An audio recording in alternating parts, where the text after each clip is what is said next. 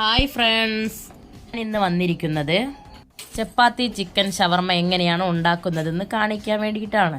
വളരെ സിമ്പിളായിട്ട് നമുക്ക് ചെയ്യാൻ പറ്റുന്നൊരു റെസിപ്പിയാണിത്. എല്ലാവരും ട്രൈ ചെയ്യണം, അടിപൊളിയാണിത്. സ്കൂളിലൊക്കെ പോയി തിരിച്ചു വരുന്ന മക്കൾക്ക് ഉണ്ടാക്കി കൊടുക്കാൻ പറ്റുന്നൊരു റെസിപ്പിയാണ് ഇത്. അപ്പോൾ നമുക്ക് വീഡിയോയിലോട്ട് പോകാം. ആദ്യമായിട്ട് നമുക്കിവിടെ ചപ്പാത്തി എടുത്ത് വെക്കാം. ഞാനിവിടെ ഒരു 5 ചപ്പാത്തി എടുത്ത് വെച്ചിട്ടുണ്ട്. അതിന് ശേഷം നമുക്കൊരു ബൗൾ എടുക്കാം. 1/4 കപ്പ് നീളത്തിലരിഞ്ഞ ക്യാരറ്റ് അതിലോട്ട് ഇട്ട് കൊടുക്കാം. 1/2 കപ്പ് കുക്കുംബർ ഇട്ട് കൊടുക്കാം. അതിനുശേഷം 1/2 കപ്പ് ക്യാപ്സിക്കം ഇട്ട് കൊടുക്കാം. ശേഷം നമുക്ക് കുറച്ച് കാബേജ് ഇട്ട് കൊടുക്കാം. അതിനുശേഷം നമുക്ക് കുറച്ച് സവാള ഇട്ട് കൊടുക്കാം. അതിനുശേഷം മഞ്ഞൾപ്പൊടിയും ഉപ്പും ചേർത്ത് വേവിച്ച ചിക്കൻ ഇട്ട് കൊടുക്കാം. ചിക്കൻ വേണമെങ്കിൽ ചേർത്താൽ മതി, അതൊക്കെ ഓരോരുത്തരുടെ ഇഷ്ടാനുസരണം ചേർക്കാവുന്നതാണ്. ഇനി നമുക്ക് 1 സ്പൂൺ നാരങ്ങാനീര് ചേർക്കാവുന്നതാണ്. അതിനുശേഷം നമുക്ക് 1/2 കപ്പ് മയോനൈസ് ചേർക്കാവുന്നതാണ്.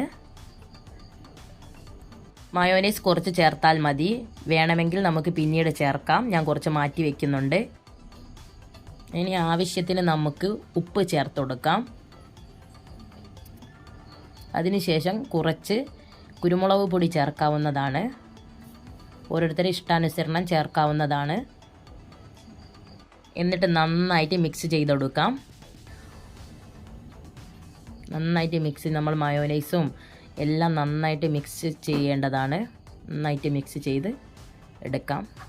മയോനൈസ് കുറവാണെന്ന് തോന്നിയാൽ കുറച്ചും കൂടെ മയോനൈസ് ചേർക്കാവുന്നതാണ്. ഇനി നമുക്ക് മാറ്റി വെച്ച ചപ്പാത്തി എടുക്കാം. ഇനി അതിലോട്ട് നമുക്ക് ടൊമാറ്റോ സോസ് ചേർക്കാവുന്നതാണ്. ഓരോരുത്തരുടെ ഇഷ്ടാനുസരണം ചേർക്കാവുന്നതാണ്. നന്നായിട്ട് ടൊമാറ്റോ സോസ് എല്ലായിടത്തും ചേർക്കാം. സോസ് ഇഷ്ടമല്ലാത്തവർക്ക് ഇത് സ്കിപ്പ് ചെയ്യാവുന്നതാണ്. മക്കൾക്ക് ഇത് ഭയങ്കര ഇഷ്ടമായതുകൊണ്ടാണ് കേട്ടോ ഞാൻ നന്നായിട്ട് ഇത് ചേർക്കുന്നത്. ഇനി നമുക്ക് ഫില്ലിങ് ചേർക്കാം. നന്നായിട്ട് ഫില്ലിങ് ഒരു സൈഡിൽ മാത്രമേ വെച്ച് കൊടുക്കാവൂ.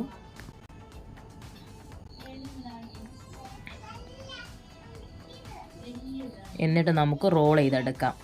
പതുക്കെ അടിയിൽ നിന്നും പതുക്കെ റോൾ ചെയ്തെടുക്കാവുന്നതാണ്. ബാക്കിയുള്ളത് നമുക്കിതുപോലെ റോൾ ചെയ്തെടുക്കാം. എന്നിട്ട് എല്ലാവരും മസ്റ്റായിട്ട് ഇത് ട്രൈ ചെയ്യണം. എന്നിട്ട് ഫീഡ്ബാക്ക് അറിയിക്കണം. അപ്പോൾ അടുത്ത വീഡിയോ ആയിട്ട് ഞാൻ വരുന്നതാണ്. Thanks for watching.